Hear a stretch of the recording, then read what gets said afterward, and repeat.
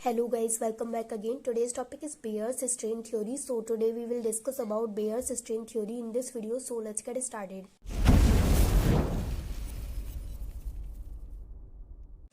तो देखिए, सबसे पहले मैं ये जो थ्योरी है ये क्यों आई और इसने क्या किया है, ऐसा ये सब आपको समझाती हूँ। देन आपको इसकी डेफिनेशन वगैरह सब कुछ लिखवाऊंगी। लेकिन मैं पहले आपको इसको एक स्टोरी की तरह बताती हूँ ताकि आपको ये अच्छे से माइंड में सेट हो जाए कि भाई बेयर्स स्ट्रेन थ्योरी थी क्या और आखिर वो आई ही क्यों। तो देखिए, बेयर था साइंटिस्ट का नाम, ठीक है। बेयर्स स्ट्रेन थ्योरी उनके साइंटिस्ट के नाम पर ही है। तो बेयर्स अडोल्फ थे साइंटिस्ट, उन्होंने 1885 में एक थ्योरी दी थी। क्यों दी थी, आखिर क्या जरूरत पड़ी इस थ्योरी की, है ना। बात, एक क्वेश्चन तो माइंड में रहता है कि क्यों आई ये थ्योरी, इसकी जरूरत क्या थी। तो देखिए, इसकी जरूरत क्यों पड़ी और ये क्यों आई। तो जो बेयर जो थे उन्होंने क्या किया, उन्होंने साइक्लोएल्कीन की स्टेबिलिटी को बताने के लिए ये थ्योरी दी। उन्होंने क्या किया कि उन्होंने साइक्लोएल्कीन की वो स्टेबिलिटी बताना चाहते थे, इसलिए उन्होंने एक थ्योरी दी और उस थ्योरी को बोला जाता है बेयर्स स्ट्रेन थ्योरी, ठीक है। अब यहाँ पर स्ट्रेन का मतलब क्या है, यहाँ पर एक वर्ड आपको सुनने को मिलेगा, एंगल स्ट्रेन, ठीक है। तो मैं सबसे पहले आपको थोड़ा सा एग्जाम्पल की हेल्प से समझाती हूँ ताकि आपको ये डेफिनेशन थोड़ी टफ ना लगे, क्योंकि थोड़ी सी कॉम्प्लिकेटेड भी लगेगी आपको। हालांकि ये कॉम्प्लिकेटेड है नहीं है, लेकिन थोड़ा सा आपको कन्फ्यूजन भी होगा कि आखिर है क्या इस थ्योरी के अंदर। तो मैं आपको पहले एग्जाम्पल की हेल्प से समझाती हूँ, फिर मैं आपको इसकी डेफिनेशन बताती हूँ। तो देखिए, मैं यहाँ पर आपको एग्जाम्पल करवाऊंगी और उसके बाद इसकी डेफिनेशन भी बताऊंगी। लेकिन मैं आपको एक और चीज़ बताना चाहती हूँ पहले, कि जो बेयर्स स्ट्रेन थ्योरी जो आई थी, ये जो थ्योरी आई ये साइक्लोएल्केन्स की स्टेबिलिटी को बताने के लिए आई। लेकिन क्या हुआ कि जब ये बेयर्स जब इस थ्योरी की हेल्प से साइक्लोएल्केन्स की स्टेबिलिटी को बता रहे थे, तो उन्होंने देखा कि ये जो थ्योरी है ये सिर्फ स्टार्टिंग की कुछ ही साइक्लोएल्केन्स की स्टेबिलिटी को एग्जैक्ट बता पा रही थी, उसके बाद ये फेल हो गई, मतलब इसने बताना बंद कर दिया, ये गलत बताने लगी। तो ये थ्योरी जो है ये सिर्फ कुछ ही साइक्लोएल्केन्स के लिए है, मतलब स्टार्टिंग की जो फ्यू साइक्लोएल्केन्स है उनके लिए ही है। बाकी की जो साइक्लोएल्केन्स है उन पर अगर इस थ्योरी को लगाया जाए तो ये फेल हो गई। तो और बाकी की जो साइक्लोएल्केन्स है उन पर अप्लाई नहीं किया जा सकता, ये सिर्फ फ्यू अल्केन्स है जो स्टार्टिंग की है उन पर ही अप्लाई की जा सकती है। वो मैं आपको बताऊंगी कि किस किस पर अप्लाई की जा सकती है। अब मैं आपको समझाती हूँ कि यहाँ पर ये बेयर्स स्ट्रेन थ्योरी, स्ट्रेन का मतलब क्या है। तो देखिए, जैसे कि ये है हमारे पास साइक्लो एल्केन यानी कि साइक्लोप्रोपेन है, ये इसके बीच का एंगल कितना होता है 60, यहाँ भी 60, यहाँ भी 60, ठीक है। लेकिन बेयर्स स्ट्रेन थ्योरी के अकॉर्डिंग, बेयर्स स्ट्रेन थ्योरी के अकॉर्डिंग क्या है कि यहाँ पर एक वर्ड आपको सुनने को मिलेगा, वो है एंगल स्ट्रेन, ठीक है। आपको एक वर्ड यहाँ पर सुनने को मिलेगा और वो वर्ड है एंगल स्ट्रेन। तो आपके माइंड में ये क्वेश्चन जरूर आ रहा होगा इस टाइम कि एंगल स्ट्रेन क्या है, व्हाट इज एंगल स्ट्रेन। तो देखिए, बेयर क्या कहते हैं, बेयर कहते हैं इस थ्योरी, मतलब ये थ्योरी क्या कहती है, इस थ्योरी को समझिए। थ्योरी कहती है कि ये जो एंगल है ये 100, मतलब कार्बन कार्बन के बीच का जो एंगल है ये 109 डिग्री 28 मिनट होना चाहिए। ये थ्योरी क्या कहती है, ये थ्योरी कहती है कि कार्बन कार्बन के बीच का एंगल कितना होना चाहिए, 109 28 मिनट होना चाहिए, 109 डिग्री 28 मिनट होना चाहिए। लेकिन अगर हम ये जो साइक्लोएल्केन, ये जो मैंने साइक्लोप्रोपेन अभी लिया है, ये जो मैंने अभी साइक्लोप्रोपेन यहाँ पर लिया है, अगर हम इसके कार्बन कार्बन के बीच के एंगल की बात करें तो इसके बीच का एंगल कितना है 60। अब डिफरेंस तो आपको देखने को मिल रहा है ना। देखिए, ये थ्योरी कहना चाह रही है कि एंगल होना कितना चाहिए, होना चाहिए 109। देखिए यहाँ पर एंगल होना कितना चाहिए, एंगल होना चाहिए 109 डिग्री 28 मिनट। लेकिन ये जो हमारे पास जो स्ट्रक्चर दे रखा है इसमें एंगल हमें मिल कितना रहा है, मिल रहा है हमें 60 डिग्री ओनली। तो कितना ज़्यादा डिफरेंस आ गया। मतलब कि यहाँ से मैं कहना क्या चाह रही हूँ वो समझिए, आपको कन्फ्यूज़न क्रिएट नहीं करना है, क्योंकि थोड़ी सी कॉम्प्लिकेटेड तो है, थोड़ा सा कन्फ्यूज़न भी होगा, लेकिन अगर आप इसको अच्छे से समझेंगे तो आपको बहुत अच्छे से क्लियर हो जाएगी ये कि मैं कहने की कोशिश क्या कर रही हूँ। देखिए, थ्योरी कहती है कि कार्बन कार्बन के बीच का जो बॉन्ड एंगल है, कार्बन कार्बन के बीच का जो बॉन्ड एंगल है वो 109 डिग्री 28 मिनट होना चाहिए, यानी कि 28 मिनट होना चाहिए। तो थ्योरी क्या कहती है कि ये जो कार्बन कार्बन के बीच का जो बॉन्ड एंगल है ये 109 डिग्री 28 मिनट होना चाहिए, लेकिन हमारा क्या है, हमारा है 60 डिग्री। तो ये अलग अलग साइक्लो एल्केन के हिसाब से अलग अलग मिलेगा, जैसे कि साइक्लोप्रोपेन का 60 डिग्री है, साइक्लोब्यूटेन का अलग मिलेगा, साइक्लोपेंटेन का अलग मिलेगा, मतलब सबका अलग अलग मिलेगा। तो हम बात कर रहे हैं यहाँ पर साइक्लोप्रोपेन की। तो हमें एंगल स्ट्रेन क्या होता है हम तो ये समझ रहे थे, तो फिर ये एंगल कितना होना चाहिए और कितना है ये क्यों पड़ रहा है, देखिए इसी से मतलब है साइक्लो स्ट्रेन का।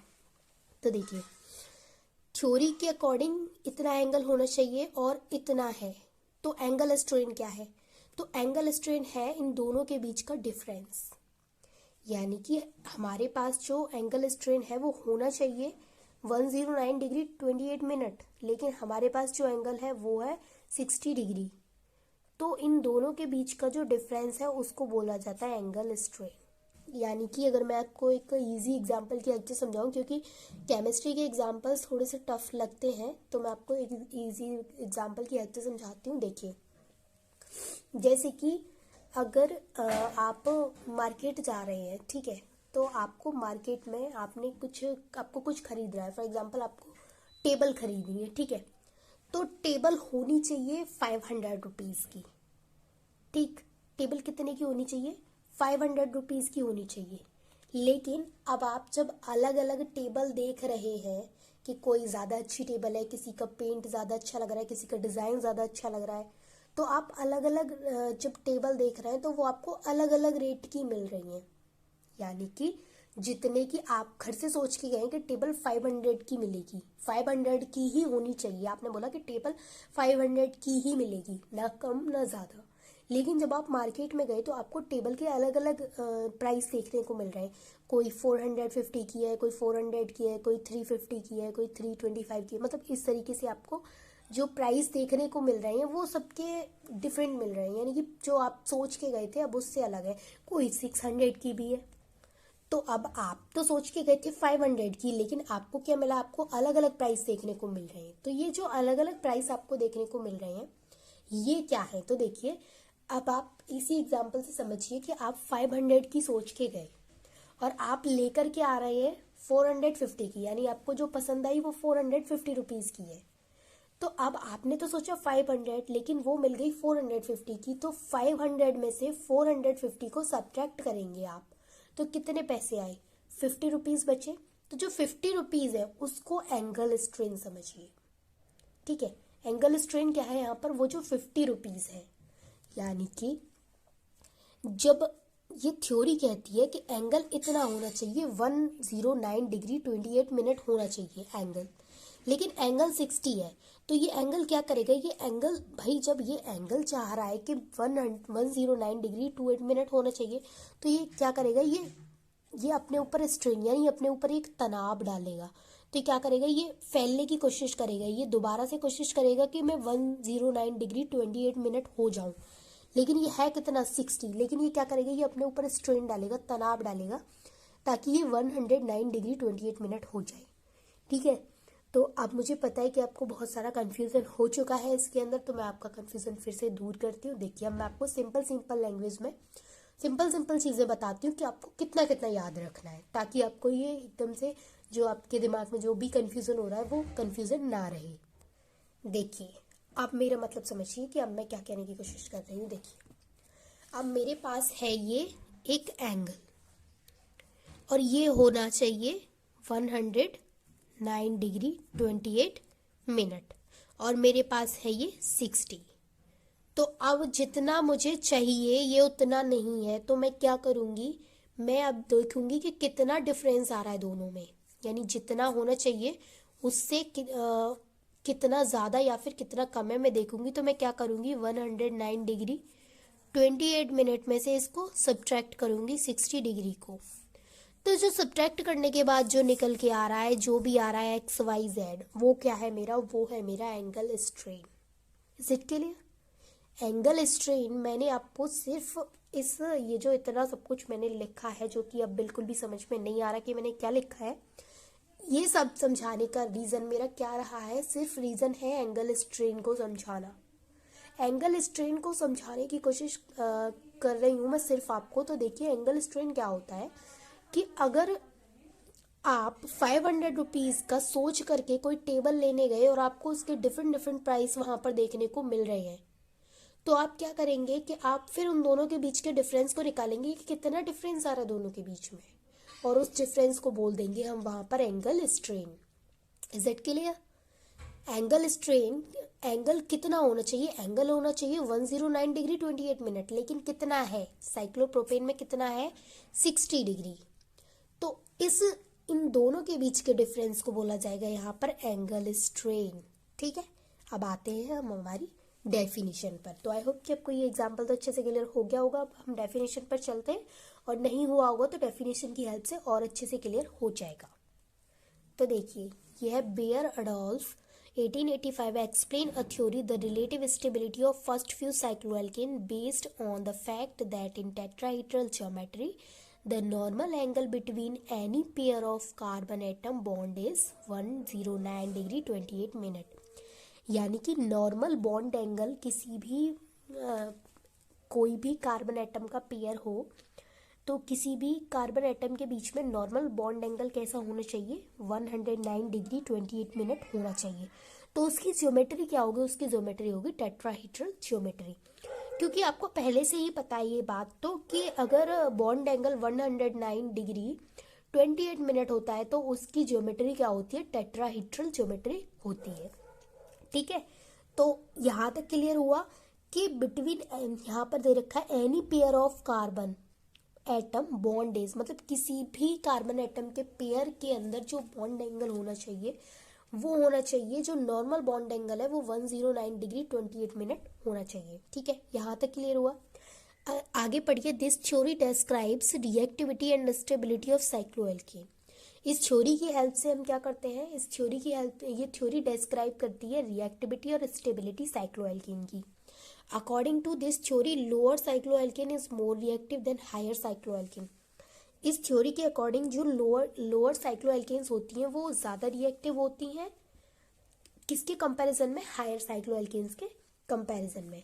ठीक है, तो इतना क्लियर हुआ। फर्स्टली समझिए ये थ्योरी क्यों आई? स्टेबिलिटी को बताने के लिए, साइक्लोएल्केन्स की स्टेबिलिटी को बताने के लिए। इस थ्योरी में क्या है? इस थ्योरी में रिएक्टिविटी और स्टेबिलिटी को बताया जा रहा है साइक्लोएल्केन्स की। इस थ्योरी के अंदर एक मतलब कि हमें पॉइंट पढ़ना है, वो एंगल स्ट्रेन। तो ये थ्योरी कहती है कि किसी भी कार्बन जो है, कोई भी कार्बन पेयर है तो उसके बीच का जो बॉन्ड एंगल होना चाहिए वो नॉर्मल बॉन्ड एंगल होना चाहिए 109 degree 28 minute.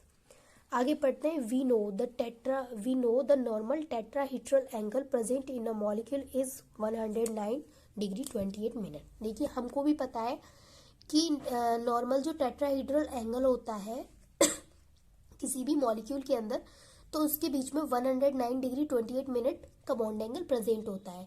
If cycloalkane exhibit more deviation from this than from this, अगर देखिए इसका मतलब है, तो ये क्या कह रहा है कि अगर साइक्लोएल्केन है वो, अगर साइक्लोएल्केन ज़्यादा डेविएशन शो कर रहा है, ज़्यादा डेविएशन शो करने का मीन्स है कि जितना होना चाहिए उतना ना हो करके, या तो ज़्यादा कम दिख रहा है तो ज़्यादा डिफरेंस दिख रहा है उसके बीच में, मतलब कि ज़्यादा डिफरेंस दिख रहा है आपको, जो एक्चुअल में आपको चाहिए उसमें और जो मिल रहा है उसमें आपको ज़्यादा डिफरेंस देखने को मिल रहा है।